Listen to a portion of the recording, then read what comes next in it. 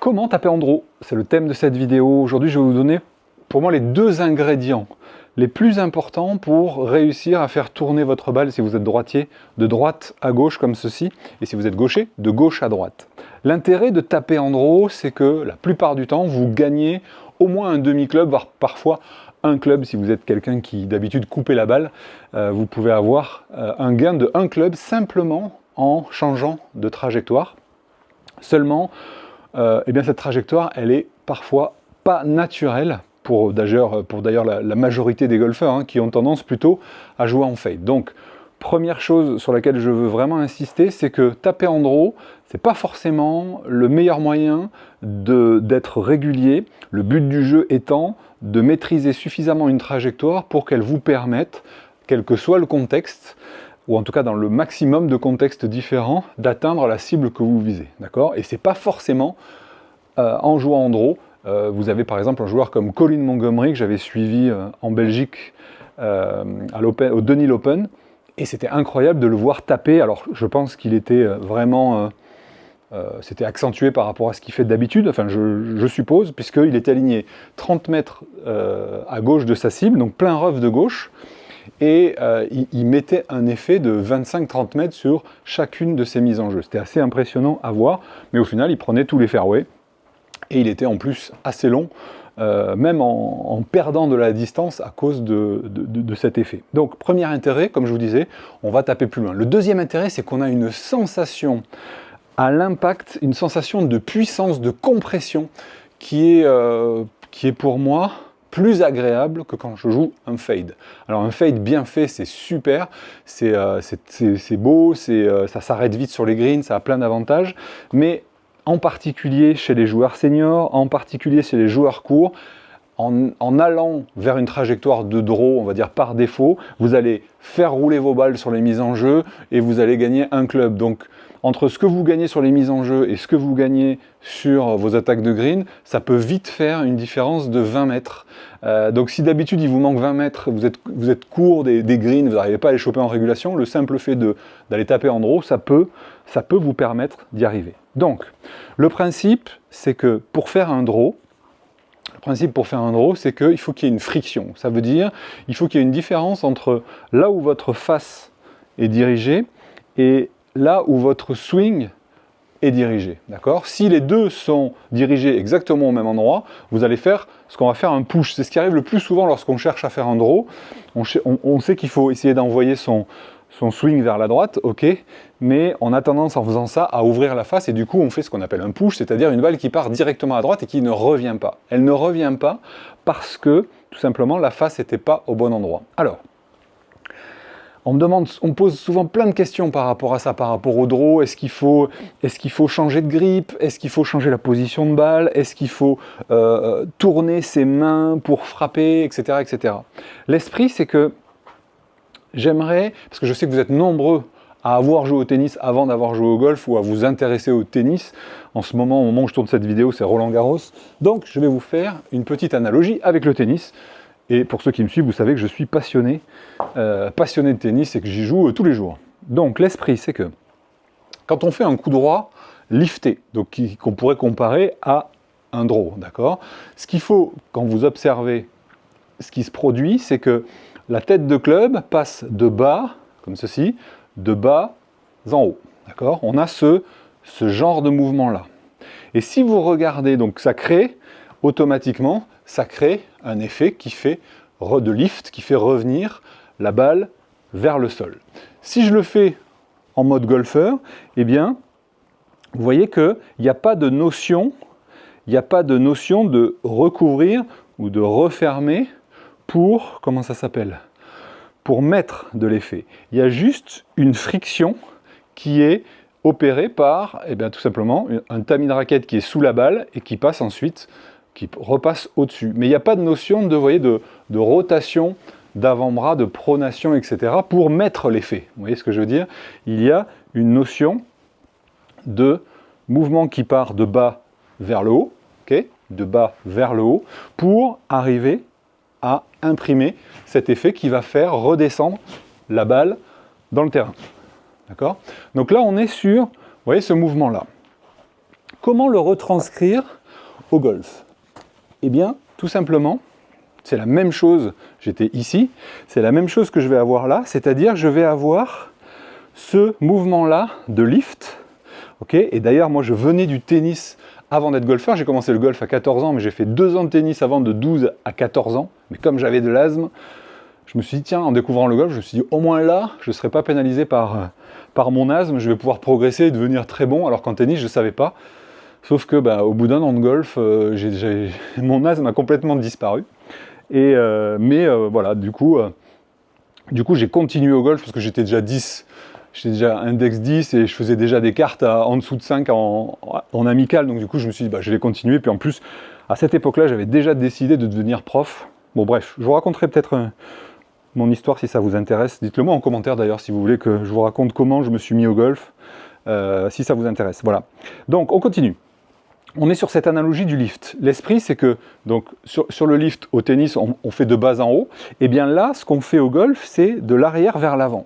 Quand je dis de l'arrière vers l'avant, c'est par rapport à la ligne de jeu. Et moi, quand je veux faire en fait un draw, je ne pense pas à tourner la face, c'est-à-dire je ne cherche pas à mettre l'effet avec la face, je cherche à mettre l'effet avec le mouvement. C'est-à-dire que ma face, elle, reste dans la position que j'ai au départ. Donc j'essaie de ne pas ouvrir, de ne pas fermer, j'essaie de garder mes mains complètement, on va dire, stables. Et j'essaie de faire un mouvement, vous voyez, de l'arrière vers l'avant. De l'arrière vers l'avant. Si j'enlève le club, je ne sais pas si vous avez vu ma vidéo sur le 8, mais c'est l'esprit, c'est que j'essaie d'avoir un mouvement de bras derrière, devant, derrière, devant, derrière, devant. Et rien qu'avec cette intention-là, derrière, devant, j'en ai une deuxième après, juste après celle-là, eh bien j'arrive à naturellement imprimer cet effet de droite à gauche. Alors, là, j'ai pensé juste à mes bras, et vous voyez que ma balle se retrouve, comment dire, trop à gauche. C'est ce qui va arriver quand vous allez commencer à vouloir faire ce genre de choses, derrière, devant, voilà. Et après, je vais rajouter, voilà, là, celui-là, il est plutôt pas mal, mais il va encore terminer 7 mètres à gauche.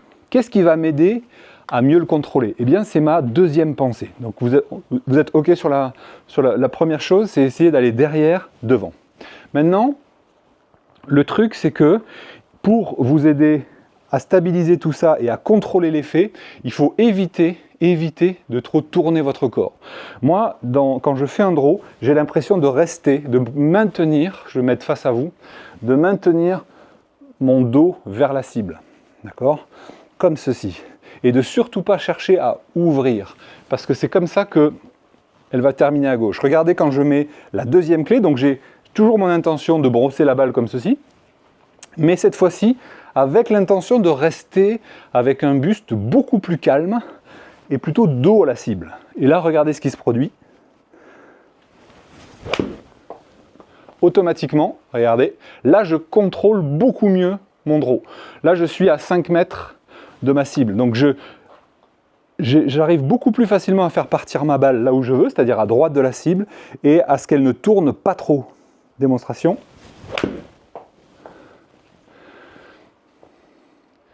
Hop, celle-là elle a un petit peu plus tourné, 9 mètres. Je recommence. Derrière, devant, je reste dos à la cible. Ça devrait être pas mal. Voilà. 5 mètres à gauche. Bon, avec un fer 7, ça va. 5 mètres à gauche du drapeau, en général, on y est.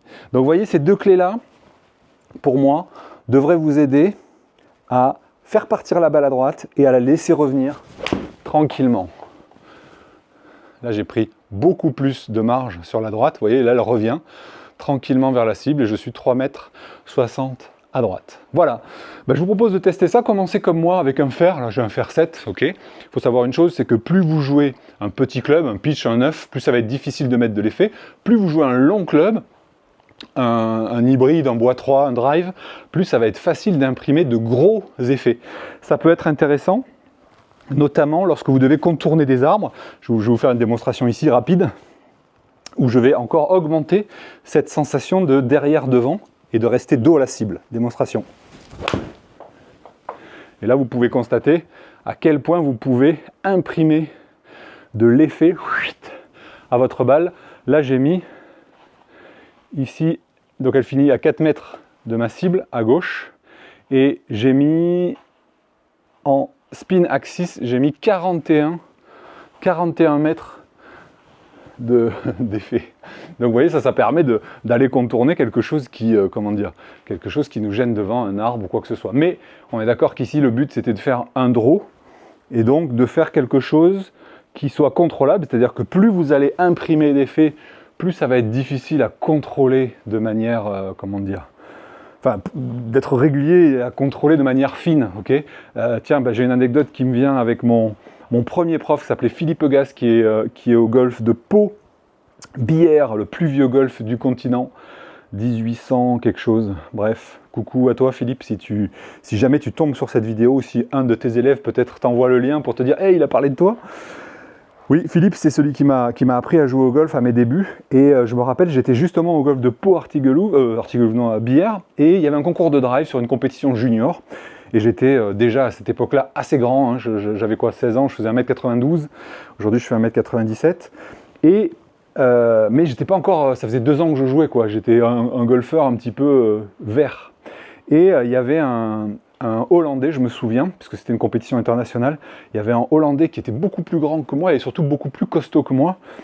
Et il a drivé, je ne sais plus, à 270 mètres, ce qui, à l'époque, avec les drivers Persimmon, était déjà quelque chose de pas mal. Et il m'a dit, Joe, si tu tapes normal, tu ne vas pas réussir à le dépasser. La seule solution, c'est ça, c'est ferme ton stance, aligne tes épaules à droite et essaie de faire complètement ton swing complètement derrière-devant, ce que je suis en train de vous donner là, cette image d'envoyer les bras, vous voyez, comme ceci. Et figurez-vous, j'ai gagné le concours de drive en faisant 276 mètres, donc 6 mètres de plus que le Hollandais, juste en appliquant ça. Et comme je vous disais, l'intérêt de jouer en draw, c'est, comment dire, c'est ça, c'est principalement de gagner en roulement sur vos mises en jeu. Donc, je vous propose de tester ça. Et si vous voulez recevoir mes conseils comme d'habitude et que vous n'êtes pas encore abonné à ma newsletter, je vous invite à le faire.